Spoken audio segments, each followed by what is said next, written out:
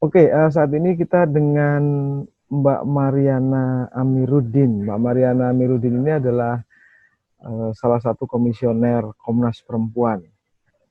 Iya, kalau soal kelompok rentan itu tentu perempuan ya, termasuk salah satunya. Kita pernah buat apa namanya pernyataan sikap soal situasi COVID-19 ini hubungannya dengan perempuan itu konteksnya dengan dampak kebijakan kerja di rumah. Selain itu juga soal tenaga medis itu kan banyak perawat ya misalnya itu kebanyakan perempuan. Nah kalau kita ngelihat di apa data statistik jumlah perawat perempuan itu sekitar 71% dari tenaga medis yang ada. Kemudian um, data dari tahun 2017 ya. Nah meningkatnya jumlah pasien COVID-19 ini juga nggak sebanding dengan jumlah perawat yang ada, dan mereka jadinya harus kerja melampaui jam kerja. Terus juga soal jaminan sosial segala macam itu masih ada kesulitan gitu. Juga bahkan soal stigma dari lingkungan ya, mereka kan banyak juga konon saya nggak tahu bener apa enggak itu perawat-perawat yang ketika pulang ke rumah sewanya atau rumah kontrakannya tuh di stigma, wah itu habis dari rumah sakit kena covid segala macam, jangan-jangan positif gitu. Nah itu kalau soal tenaga medis. Nah kalau soal kerja di rumah itu kan banyak perempuan terutama ibu rumah tangga, bahkan perempuan karir sekalipun sebagai istri tetap pandangannya di rumah itu bebannya di mereka kan, semua urusan domestik dari anak kemudian menyiapkan makanan segala macam kebersihan rumah itu masih belum terbiasa pasangan itu terutama suami memperlakukan perempuan kerjasama gitu loh, karena kan kantor jadi di rumah semua kan gitu. Jadi banyak juga yang frustasi, depresi para ibu ini karena situasi yang tidak tidak disiapkan untuk kerja di rumah. Gitu. Oke, jadi apakah kemudian bisa diartikan apa namanya kerentanan atau kelompok rentan perempuan ini lebih daripada laki-laki misalnya? Dampak kebijakannya karena situasi COVID, iya gitu. Dampak kebijakannya dalam arti tadi kan dalam ranah tenaga medis kan banyak ranah itu. Terus apa namanya dalam rumah tangga karena kan situasi COVID-19 ini kan bukan urusannya bukan hanya soal kesehatan tapi juga soal konteks sosial budaya dan politik kan. Nah kebijakan pemerintah kan masih dalam konteks kesehatan ya, kayak cuci tangan, kebersihan, kemudian berjarak 2 meter dengan orang lain, pakai masker, tapi konteks sosial budayanya itu kan belum disentuh.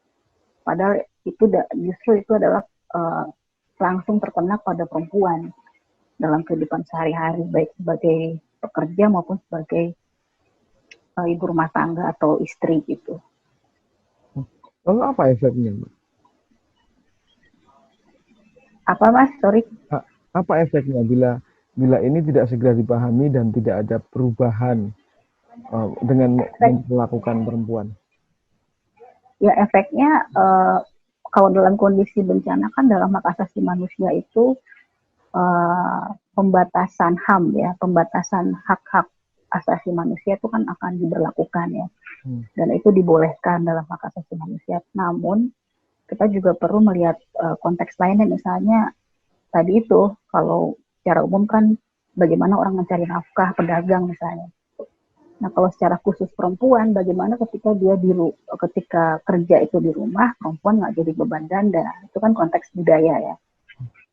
Jadi kebijakan kesehatan di situasi bencana wabah ini harusnya juga ada konteks budayanya yang memperkenalkan atau memberikan tips anjuran untuk secara budaya ataupun secara sosial jangan sampai hak-hak yang mungkin untuk diterima oleh masyarakat itu tidak terlanggar karena situasi budaya yang sama sebelum wabah ini terjadi. Gitu. Ya, apakah ada apa istilahnya itu peningkatan awareness terhadap perempuan dari titik ketika COVID ini pertama kali terdeteksi sampai sekarang? Ya akhirnya begitu dampaknya itu terasa langsung ke perempuan, memang akhirnya banyak kampanye-kampanye atau semacam anjuran, tapi lebih banyak dari masyarakat. Misalnya kayak beberapa NGO, aliansi laki-laki baru, bahkan mungkin Komnas Perempuan sendiri, LBH Apik dan CSO yang lain, NGO yang lain juga kemudian memberikan tips gitu, misalnya untuk anak remaja, untuk ayah, untuk perempuan, untuk istri perlu melakukan mensiasati situasi ini supaya bisa survive gitu. Jadi lebih ke situ sih awareness-nya, tapi secara praktik kalau ini tidak dianjurkan secara sebagai protokol gitu untuk menghadapi situasi wabah, ya saya pikir tidak akan sampai ke ruang-ruang yang paling jauh gitu. Dalam jangka panjang apa yang kemudian ditawarkan, Mbak, untuk istilahnya itu lebih menciptakan perlindungan? Mungkin kita tidak perlu memisahkan laki-laki dan perempuan, atau justru apakah lebih baik dipisahkan sekaligus? Mungkin kalau dari Komnas Perempuan kan karena fokusnya ke perempuan, kita perlu protokol khusus selain soal kesehatan, konteksnya juga sosial budaya. Itu selama ini kan undang-undang karantina mandiri ya kalau nggak salah, saya lupa, tahun 2018 itu situasi bencana kan masih dari aspek kesehatan. Kalau aspek kesehatan tentu semuanya berlaku sama, laki-laki dan perempuan, kecuali untuk yang hamil, yang menyusui gitu ya, pasti berbeda. Tapi undang-undang ini tidak cukup meraih persoalan-persoalan sosial budaya tadi, di mana perempuan di situ menjadi rentan gitu. Ya buktinya dengan banyaknya laporan-laporan para ibu yang sampai menangis gitu kan, karena stres, beban kerjanya bertambah di rumah, karena suami sekarang kerja di rumah, lalu juga tadi yang soal perawat, terus tenaga kerja informal yang 60% diisi oleh perempuan, itu juga mengalami kehilangan pekerjaan karena situasi COVID, pedagang segala macam kan banyak juga perempuan ya, pasar, jualan makanan dan segala macam.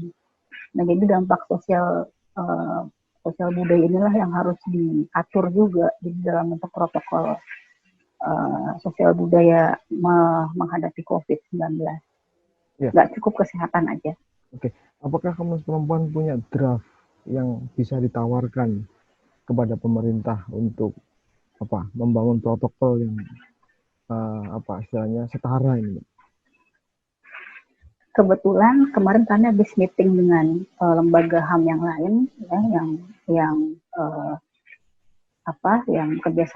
saling bekerjasama, diantaranya dengan Komnas HAM, kemudian KPAI, terus LPSK dan juga Ombudsman atau ORI.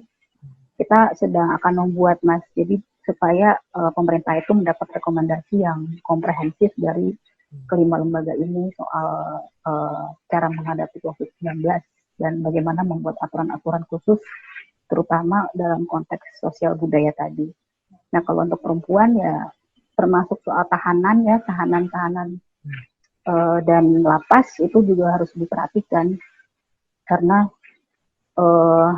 misalnya yang dikeluarkan itu kan, dibebaskan itu kan harus memiliki kriteria. Nah kalau dari Komnas HAM dan kami misalnya melihat seharusnya sih perempuan itu diutamakan, terutama perempuan yang sedang hamil, sedang menyusui di tahanan ataupun di lapas, itu harusnya diutamakan gitu. Tapi kan kriteria ini belum ada.